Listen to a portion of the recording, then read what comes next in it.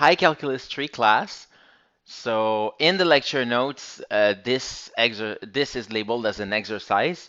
So what I would encourage you to do is to try this exercise by yourself. But here is the full solutions, right? For two purposes. First, to check your own work.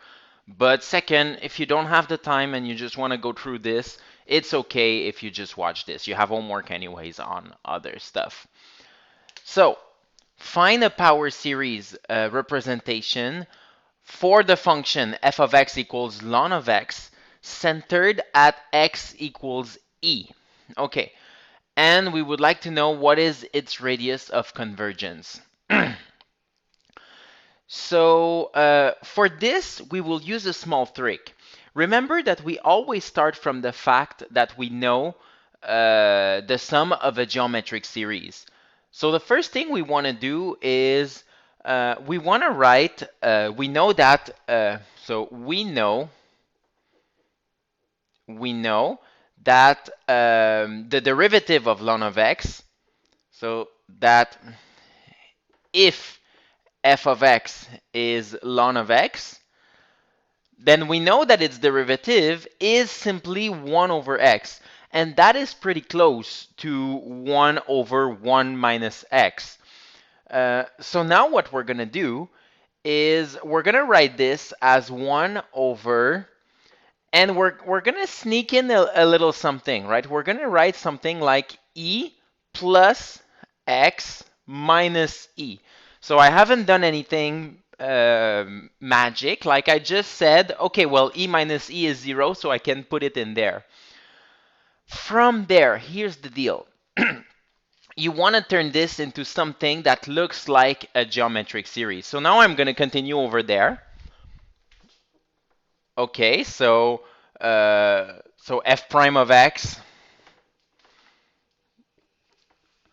And the first thing I'm going to do is I'm going to factor out that e. I'm going to write it like this. Okay, so this e over here I'm going to take out because I want this to be a 1, right? So I want to have like 1 over e multiplied by, and then you're going to have 1 plus x minus e over e. So this thing so far.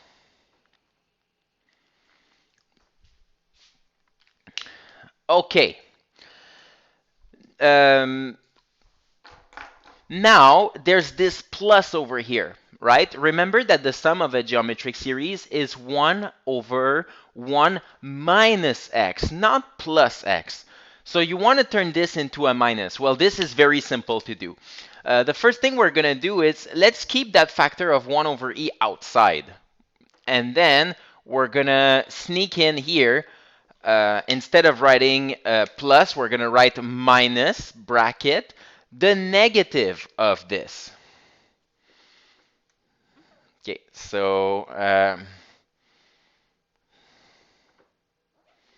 remember here that we're not doing anything by mistake. We are simply like everything is motivated. Like we factor the e because we want the 1, and we put the two negatives because we want it to look like 1 over 1 minus something. And now this is your x, right? This is this is like whatever you're gonna plug into the power series. So 1 over e. And then write the power series. So power series starts at n equals 0 to infinity of this thing to the power of n. Okay, so like literally what you do is you replace what you have inside of here. So it's negative x minus e divided by e, and that is to the power of n. Okay, and now we're going to keep this in mind when we will determine the radius of convergence of the series. But for now, we will use an expression for it. Okay, then we need to kind of distribute the exponent which is on top here. So first 1 over e, and then the sum from n is equal to 0 to infinity. And here we're going to have negative 1 to the n, x minus e to the n, over e to the n. Okay? And if we want to, we can actually put back this 1 over e. I think it's nice, so let's do it. So sum from n is equal to 0 to infinity, negative 1 to the n, x minus e to the n, divided by e to the power of n plus 1. Okay, so now we have a power series for the derivative of ln of x. That's not what we want. We want a power series for exactly ln of x. Well, fortunately, remember that we are allowed to integrate the series that we have here, and it won't change the radius of convergence. So it means that, well, f of x, that is like the integral of f prime of x. There you go. And remember that what we do is we integrate term by term, and we are essentially integrating a power function. So I'm just going to write the factor that changes, okay? So it's going to be like this. Negative 1 to the power of n, we don't care. Then we have over e to the power of n plus 1. As far as the integral is in terms of x, right? So n is not the variable here. What changes is this part right here. Okay, so instead of x minus e to the power of n, we'll have x minus e to the power of n plus 1 over n plus 1. Remember, whenever you use an integral, that requires a substitution, but the substitution is a linear substitution. So you end up just dividing by the factor that's in front of x, but that factor is simply 1. So, but I think you agree that the integral is this. We do have to be careful about something, because this integral adds a plus c.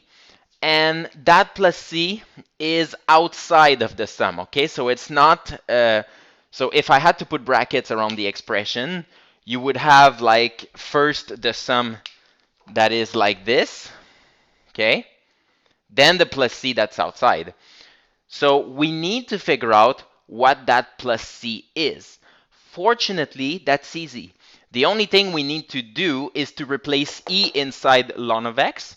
We know that the result is 1. That's going to give us the value of c. So to find c, replace x equals e in f of x, which is ln of x. Okay, so when we replace x by e, what's going to happen? This whole thing will become 0, and we will have that c must be equal to 1 in order to match the function. So this entire big bracket here is going to be like 0 plus the c.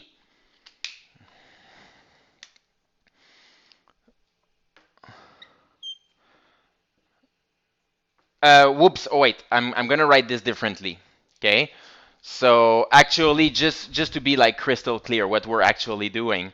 So we know that f of e is equal to 1, but that has to be equal to the sum as n is equal to 0 to infinity of negative 1 to the power of n divided by e to the power of n plus 1 times n plus 1 times, now I'm going to replace e, okay? So let me use color for that. So you replace x equals e. So that will become e minus e to the power of n plus 1. So that's why this entire thing will crumble to 0. Okay? So because of this, we know that this entire thing is going to be equal to 0. So it means that the c is equal to 1. So c is equal to 1. And now let's see if we can actually enter the 1 inside this expression. So one thing that we could do is we could rename n, right? We could rename it with a new variable, m, let's say, and makes m start at 1. And let's see if it would work if we replaced m by 0. So let's erase this and do it over there.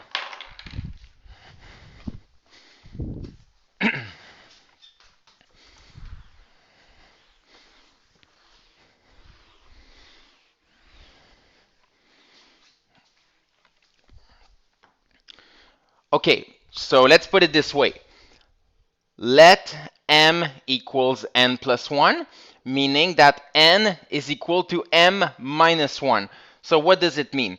It means that ln of x, our function, is equal to the sum from m equals 1 to infinity, okay, of negative 1 to the power of m minus 1 times x minus e to the power of m divided by e to the power of m times m, right? Multiplied by m.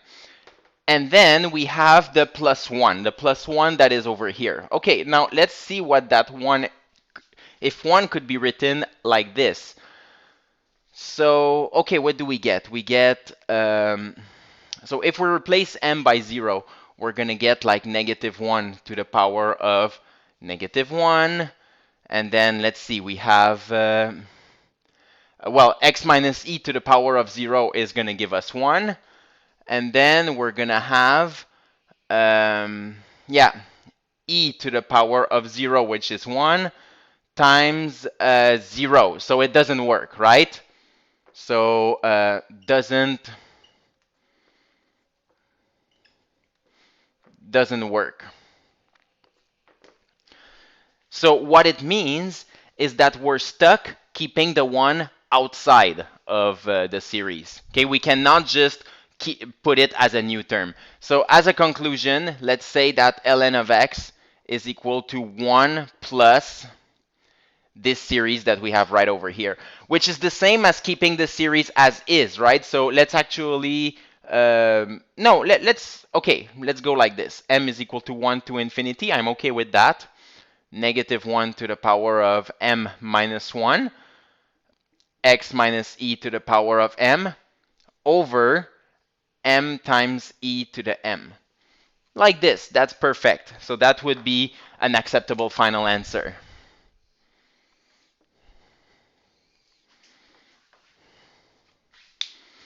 I hope this was helpful. See you in the next video or in class.